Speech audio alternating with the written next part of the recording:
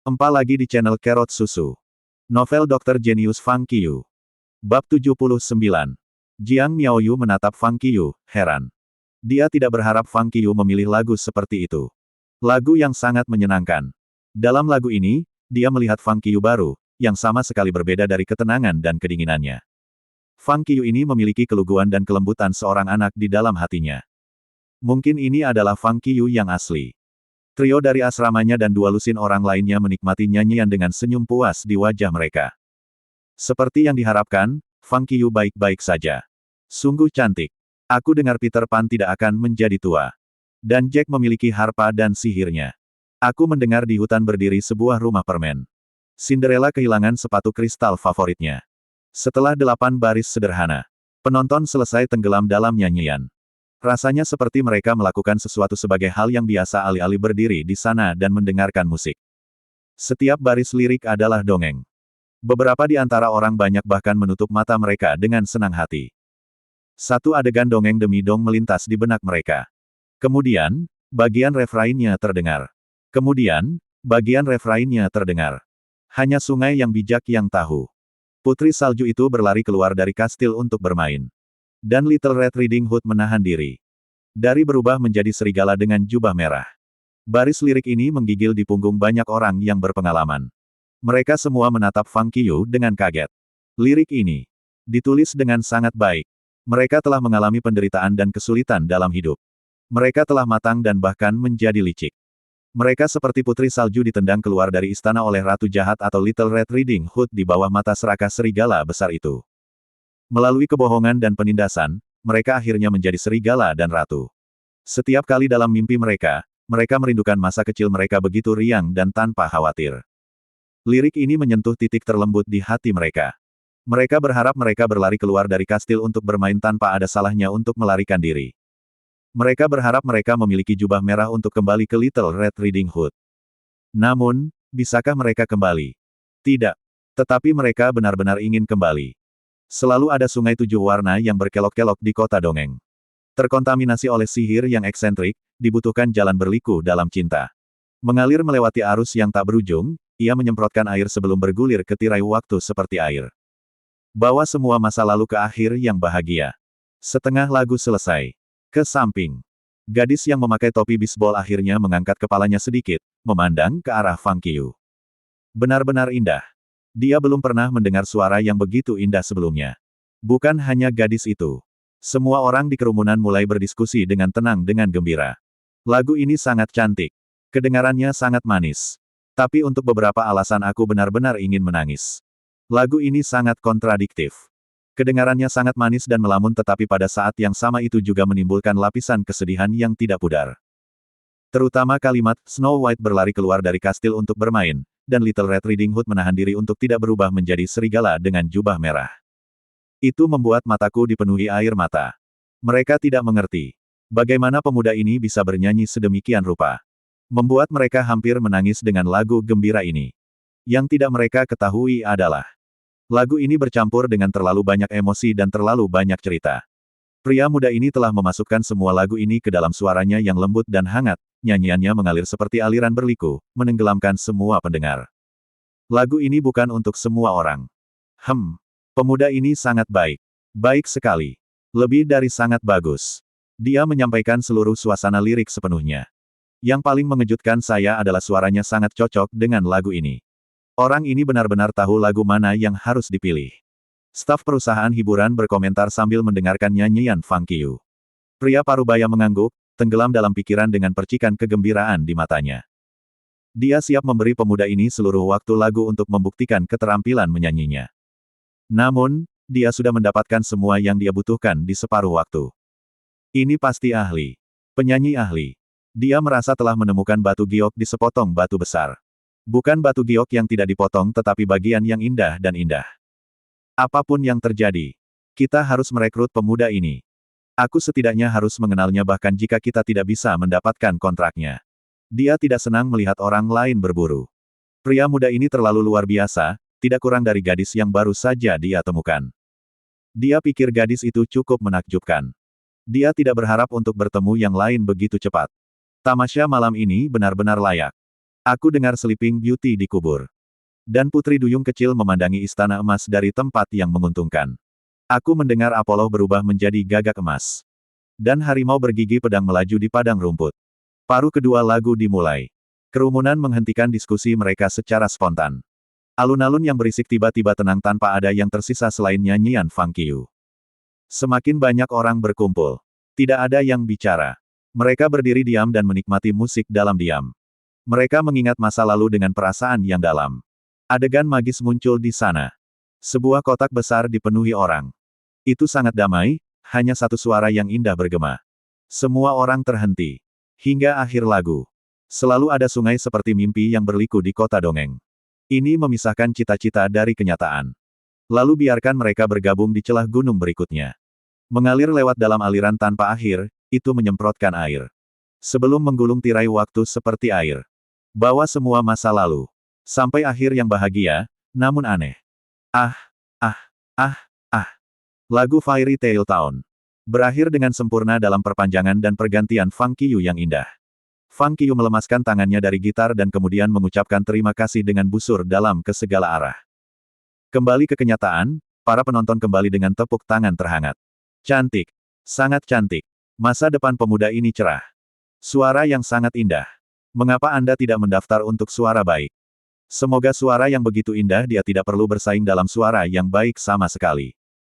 Cukup buka saluran dan menjadi influencer. Ketika saya punya uang, saya akan menunjukkan kepadanya roket dan mobil balap setiap hari. Saat mereka bertepuk tangan, mata mereka tertuju pada Fang Qiu dan pujian mereka terus-menerus jatuh ke telinga. Staf dari studio musik juga bertepuk tangan dengan penuh semangat. Itu semua spontan. Karena pemuda ini benar-benar bisa bernyanyi. Teman-teman sekolahnya bertepuk tangan begitu keras sehingga tangan mereka memerah tetapi mereka masih menolak untuk berhenti. Lagu ini adalah hadiah Fang Qiu untuk mereka. Hadiah terbaik pada malam sebelum perjalanan mereka.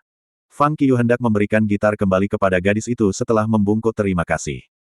Ketika seseorang berteriak untuk lebih. Engkor, engkor.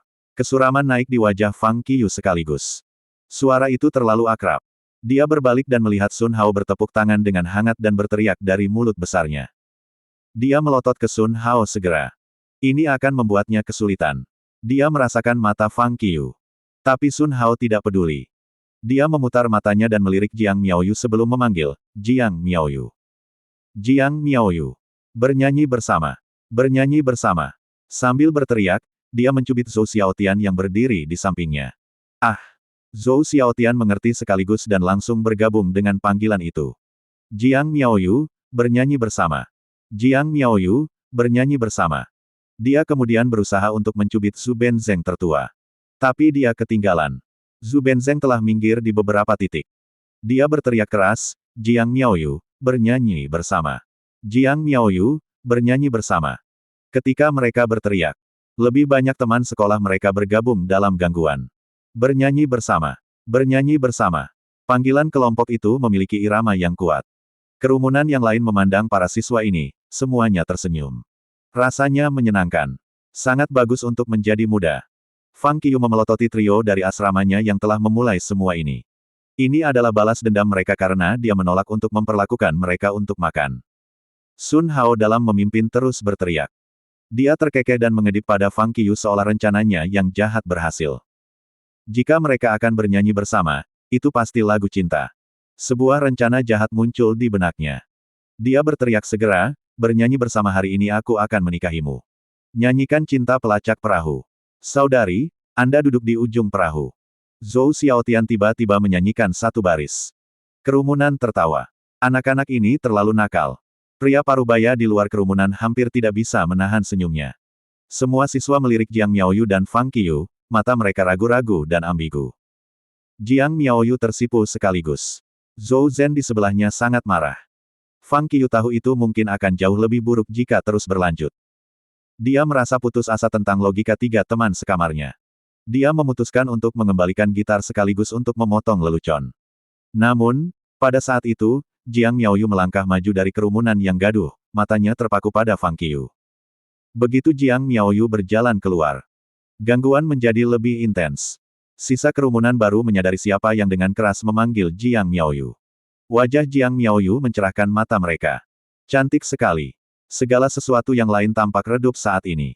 Pria parubaya itu memandangi Jiang Miaoyu, tercengang. Dia telah memberikan semua perhatiannya kepada pemuda bernyanyi itu sebelumnya bahwa dia benar-benar merindukan gadis cantik ini di tengah orang banyak. Sepertinya ada sesuatu yang terjadi di antara keduanya. Fang Qiyu menatap Jiang Miaoyu, sama terkejutnya.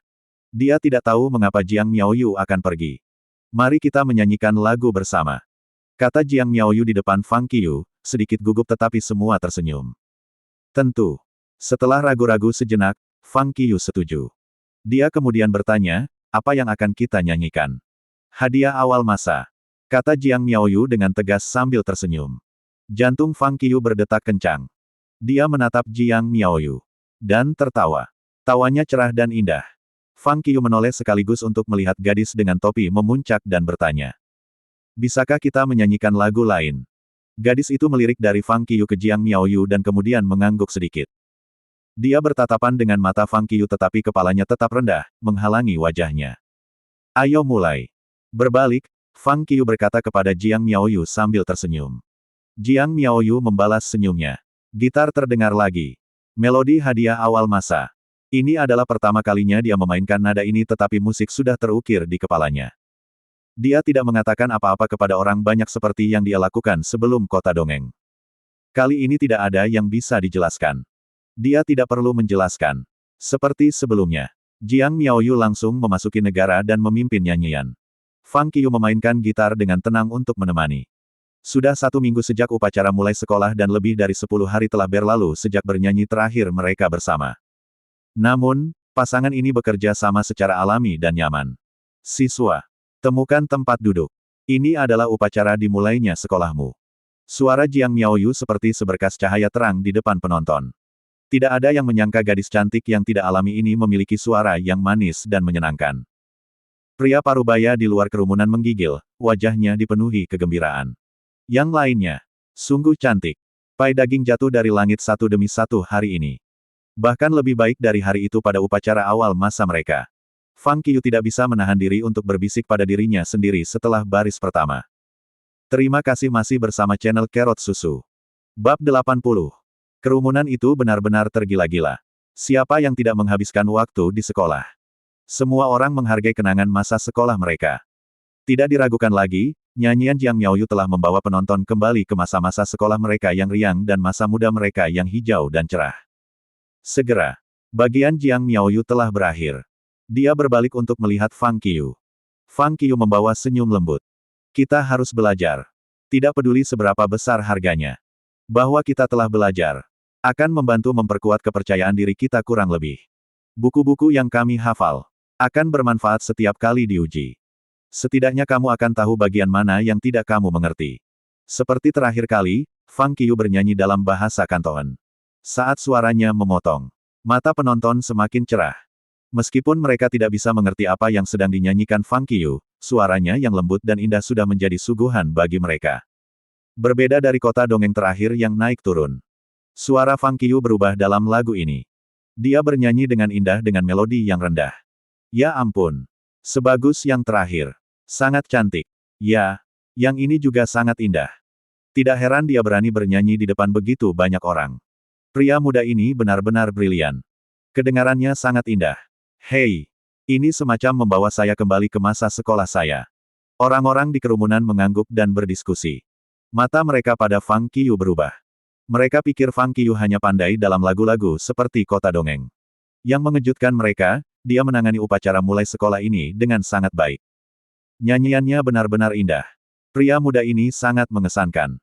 Dia bisa menyanyikan satu lagu dengan baik karena kesukaannya. Tetapi kedua lagu ini sangat berbeda. Sangat mengesankan dia bisa melakukan keduanya dengan baik. Lagu pertama itu ringan dan tidak langsung. Dan yang kedua ini disampaikan oleh gadis muda itu dengan cara yang mengesankan. Sangat gesit. Ini seperti kinerja profesional. Kerumunan menyaksikan dan menikmati. Staf perusahaan hiburan itu kagum. Saat kerumunan berseru dan kagum, Fang Qiyu menyelesaikan bagiannya. Sekarang giliran Jiang Miaoyu lagi. Kali ini dia bernyanyi ke arah Fang Qiyu sambil tersenyum.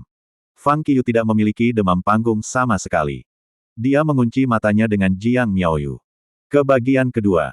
Siswa, cari tempat duduk. Ini adalah upacara dimulainya sekolahmu.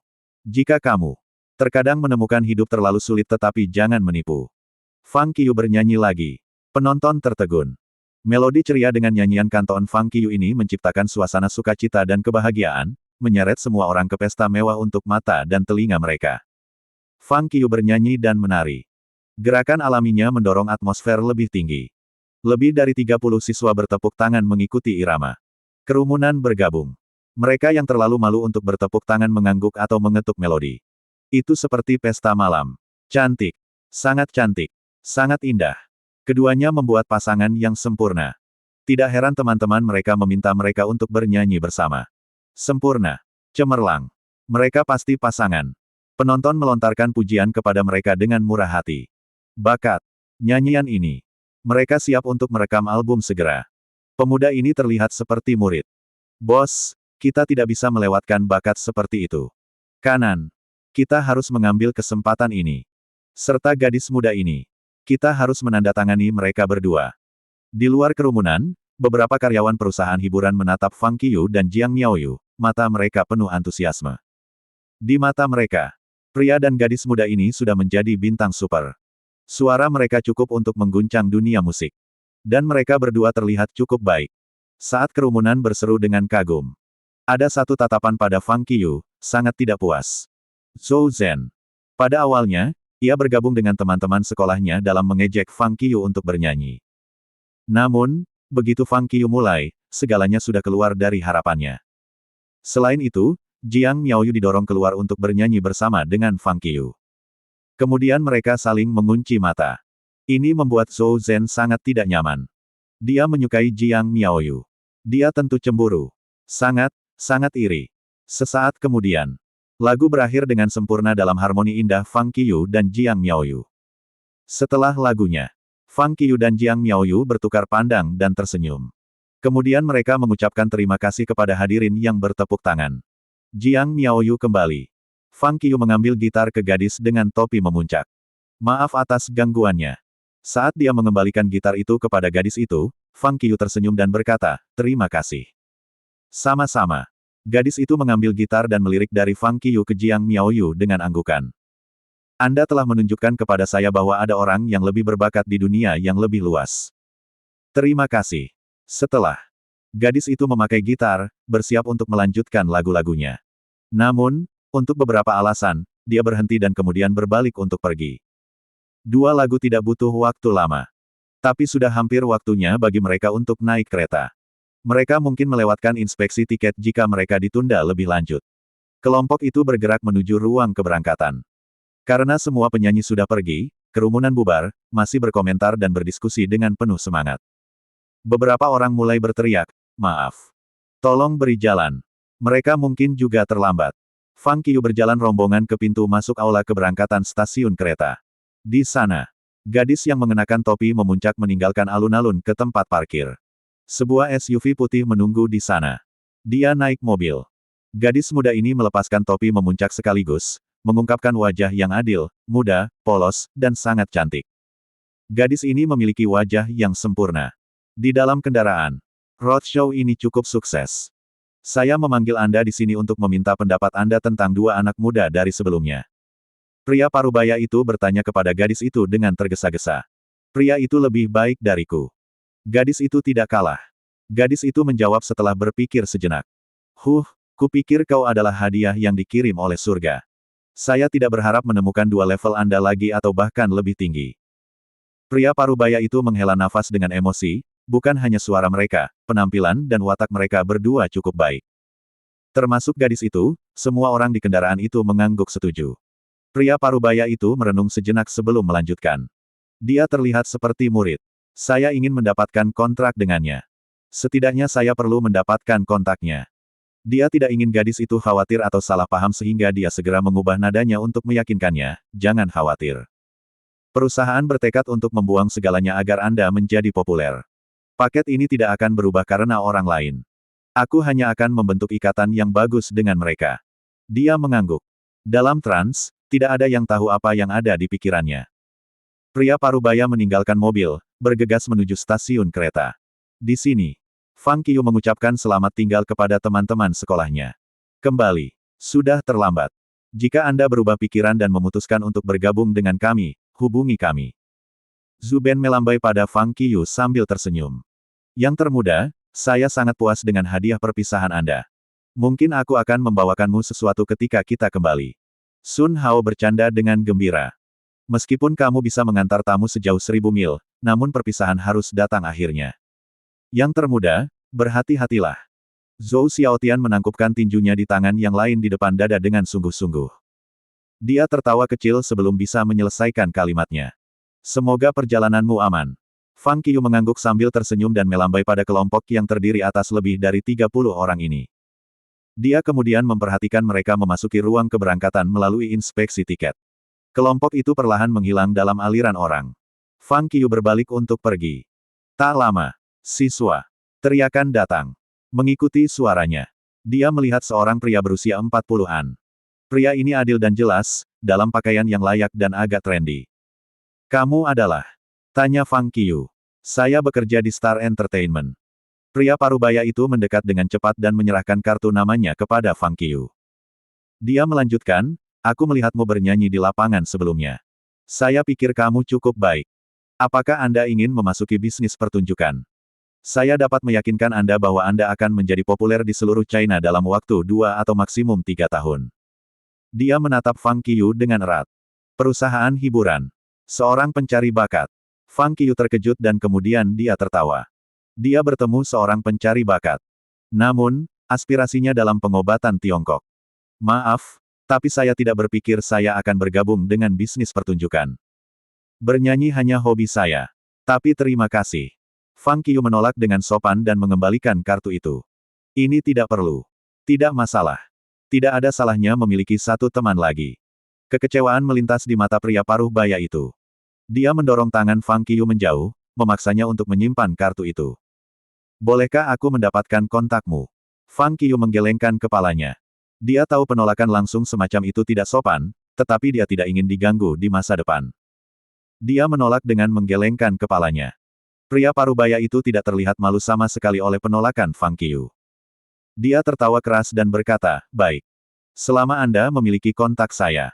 Anak muda, pikirkan tentang itu. Panggil saya ketika Anda mengambil keputusan.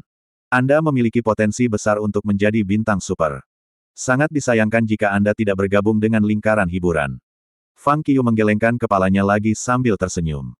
Setelah beberapa penolakan dari Fang Qiu, pria parubaya tahu itu mungkin menyebabkan efek negatif jika dia terus maju. Jadi dia memutuskan untuk pergi dengan cepat. Aku punya urusan lain untuk diurus. Hubungi nomor perusahaan kapan saja. Atau Anda dapat mencari informasi saya di Google dan menghubungi saya secara langsung. Pria parubaya itu mengulurkan tangannya untuk menjabat tangan Fang Qiu. Lalu dia pergi sambil tersenyum. Memegang kartu nama, Fang Qiu melihat sekilas sebelum memasukkannya ke saku celananya sambil terkekeh. Kemudian, sudah lewat jam 10 malam. Layanan bus telah berhenti. Untuk menghemat uang, Fang Qiu tidak bisa naik taksi ke sekolah. Dia berjalan cepat melintasi kota pada malam hari. Bagaimanapun, ia berhutang 270.000. Dia ingin menabung sebanyak mungkin. Tentu saja. Untuk mencapai sekolahnya dengan cepat, Fang Qiu tidak berlari dengan angkuh di jalan-jalan utama. Dia pergi ke gang-gang perumahan yang tenang itu. Di tengah malam, Fang Qiu berjalan dan berjalan. Desir. Dalam kegelapan, Fang Qiu melintas di gang di depan kompleks villa seperti hantu. Setelah Fang Qiu meninggal, rintik. Dua suara mendarat di tanah datang. Dia melihat. Dua pria muda tiba-tiba melompat entah dari mana. Berdiri di jalan, mereka melihat sekeliling, sangat waspada. Namun, mereka tidak bisa melihat siapapun. Seorang ahli.